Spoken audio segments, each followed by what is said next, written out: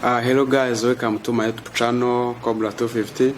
Nimbere mushya kuri channel ndagusaba gukora subscribe, like, share na comment kugira ngo tubashe kugenda. Tugeze muri amwanya wo gusobanurira urubyiruko abanyarwanda n'undi wese wumva ikinyarwanda uburyo bw'uko wabona scholarship cyangwa se waka-applying scholarship mu Bushinwa. Nkuko twagiye tubivuga mu episode yatambutse tuvuga ibyangombwa ibikenerwa n'ubwo bwa scholarship waka-applying mu episode yatambutse.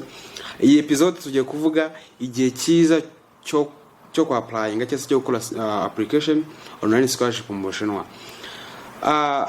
Mu Bushinwa mu mwaka bagira icyo nakwita nk'ibice bibiri byo kwakira abanyamahanga baje kwiga mu Bushinwa. Hari icyo bita March intake na September intake. March intake ni abanyeshuri ba applying guhera mu kwezi kwa 10 kugeza mu kwa mbere kurangira. Abo banyeshuri baba bazaza kwiga mu kwezi kwa 4 aribyo bita March intake. September intake ni abanyeshuri ba applying guhera mu kwa mbere kugeza mu kwa 5. Abo ngabo baza kwiga mu kwa 9.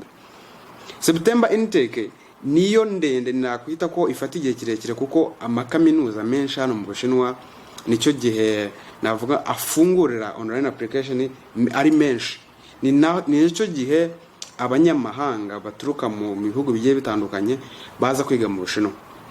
Nakugira inama rero nimba ufite inzozi zo kwiga mu Bushinwa, ushaka kwiga mu Bushinwa ko waka-applying September intake kubera ko icyambere kaminuza zibari nyinshi, icya kabiri niho bafata abanyamahanga benshi, ikindi cya gatatu hari igihe cyo kubikora kuko nimba application itangiye mu kwambikiza mu kwa 5 urumva ufite amezi 5 yo kubitegura ukareba ibisabwa n'amakaminuza ugahitamo kaminuza of course nubwo bwa scholarship urumva ufite igihe cyo kubikora.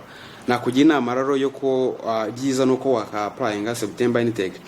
Ikindi kandi hari umwanya nanone wo uko iyo wabonye admission cyangwa se leta ituruka muri kaminuza kugira ngo igufashe kubona visa, hari umwanya wo kuba wabitegura kuko bisaba bifata nabyo amezi agera kuri 3. Urumva mu kwezi kwa 5 kujya mu kwa 9 amakaminuza menshi abagitanga admission.